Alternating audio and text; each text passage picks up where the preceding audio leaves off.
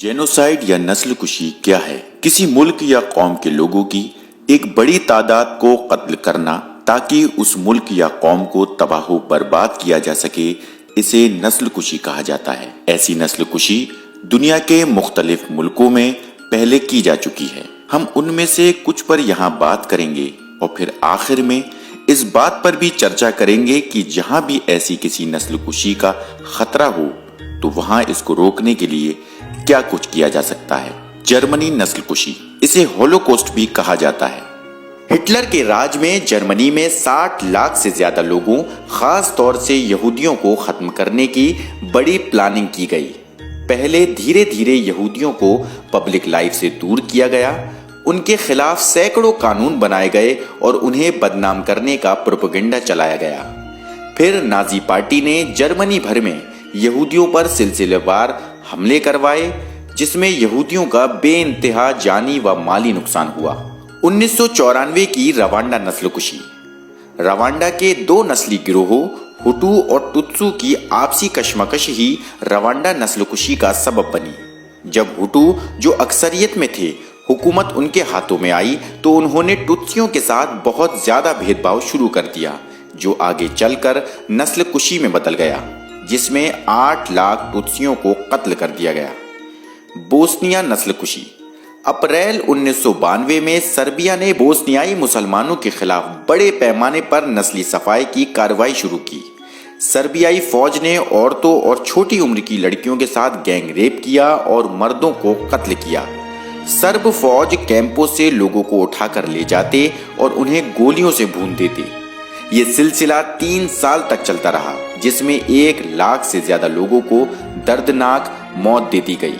याद रहे कि नस्ल कुशी अचानक शुरू नहीं होती, बल्कि ये एक लंबा सिलसिला होता है, जैसा कि जर्मनी, रवांडा, बोस्निया और म्यांमार में हमने देखा। ठीक इसी तरीके से आरएसएस और उससे जुड़ी तंजीमें भारत में मुसलमानों और दूसरी अक़लियतों के खिलाफ नफरत का माहौल तैयार कर रही हैं। इंटरनेशनल इदारे जेनोसाइड वॉच ने नस्ल कुशी के 10 स्टेज बताए हैं। क्लासिफिकेशन यानी दर्जाबंदी, सिंबलाइजेशन यानी अलामत बंदी, डिस्क्रिमिनेशन यानी भेदभाव, डीह्यूमनाइजेशन यानी गैर इंसानी बर्ताव, ऑर्गेनाइजेशन यानी लोगों को मुनज़्ज़म करना, पोलराइजेशन यानी नफरत की बुनियाद पर बंटवारा, प्रिपरेशन यानी तैयारी, प्रोसिक्यूशन यानी जुल्म व ज्यादती, एक्सटर्मिनेशन यानी खात्मा और डिनायल यानी सबूतों को मिटाते हुए जुर्म से इनकार। भारत में इनमें से 8 स्टेज पूरे हो चुके हैं। आरएसएस का क़याम भारत को एक हिंदू राष्ट्र बनाने के मकसद के साथ हुआ।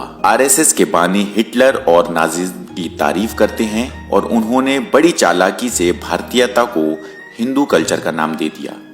हिंदू कल्चर को फॉलो ना करने वाली आबादी यानी मुसलमानों, ईसाइयों और कम्युनिस्टों को आरएसएस ने विदेशी का नाम दिया। आरएसएस ने उन्हें अंदरूनी दुश्मन करार दिया।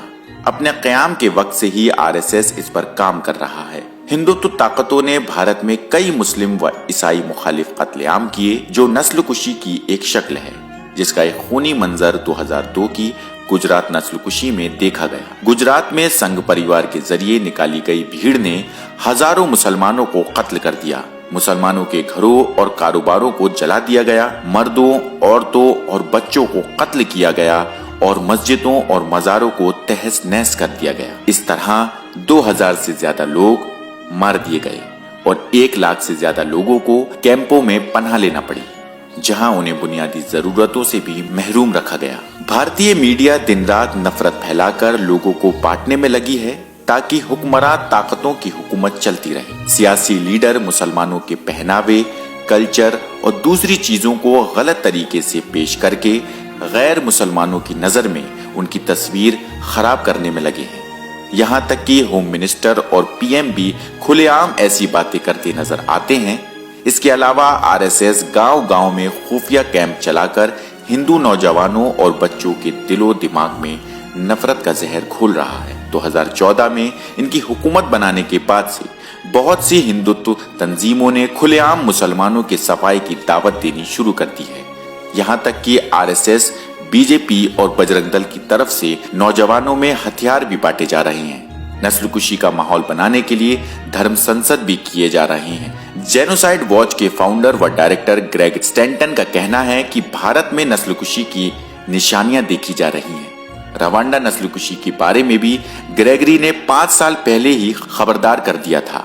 भारत के मौजूदा हालात में हमारी जिम्मेदारियां क्या बनती हैं ताकि हम अपने दस्तूरी हुकूक की हिफाजत कर सकें और एक इज्जत की जिंदगी जी सकें। हमारी तैयारियां क्या हैं? हमारी मुस्लिम जमातों और तंजीमों की क्या तैयारियां हैं? मस्जिद कमेटियां, उलमा और समाजी तंजीमें कितनी तैयार हैं? हमें ये सवाल खुद से पूछना चाहिए कि इन हालात के लिए हम कितने तैयार हैं। अगर हम ये जिम्मेदारी नहीं लेंगे तो हमारे हालात भी जर्मनी के यहूदियों, रवांडा के टुत्सियों, बोस्निया के मुसलमानों और म्यांमार के रोहिंग्या मुस्लिमों से अलग नहीं होंगे। अब सवाल ये है कि नस्लकुशी को रोका कैसे जाए।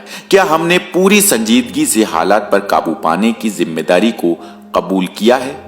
भारत में नस्लकुशी को रोकने में हमारा क्या रोल होगा? पहली जिम्मेदारी खुद मजलूमों की है। इसमें समाज के हर तबके को अपना रोल अदा करना होगा। भारत के मौजूदा पस मंजर में हम ऐसी किसी भी नस्लकुशी को रोकने के लिए काफी कुछ कर सकते हैं। हर मौलाना, ट्रस्ट, इदारे, इंटेलेक्चुअल, प्रोफेशनल NGO, मस्जिद कमेटी को नस्लकुशी को रोकने में अपनी जिम्मेदारी अदा करनी होगी। सबसे पहला काम अपने तमाम इख्तिलाफात को भुलाकर इस कॉमन खतरे के खिलाफ सबको मुत्तहिद होना होगा और तालीम, सियासत और माली एतबार से खुद को मजबूत करना होगा। इसके साथ ही सामाजी और सियासी मुद्दों में सरगर्मी और सही सोच के साथ हिस्सा लेना होगा। जमीनी हकीकतों को सही से समझना होगा क्योंकि हकीकत के इनकार से कुछ नहीं होने वाला। जमीनी सतह पर तहरीकें बनानी होंगी और नस्लकुशी की ताकतों के खिलाफ आवामी दिफा तैयार करनी होगी। समाज के उन सभी तबकों के बीच बड़े इत्तेहाद के लिए काम करना होगा जो नस्लकुशी की सियासत के खिलाफ है। हर तरफ से एकजुटता बनानी होगी। हेट क्राइम्स के वाकयात के खिलाफ रिकॉर्ड जमा करें, दस्तावेज बनाएं और कानूनी कार्रवाई करें। अगर ये तमाम काम करने में कामयाब रहे तो नस्लकुशी की कोशिशों को नाकाम बनाया जा सकता है और इसे कामयाबी के साथ रोका जा सकता है।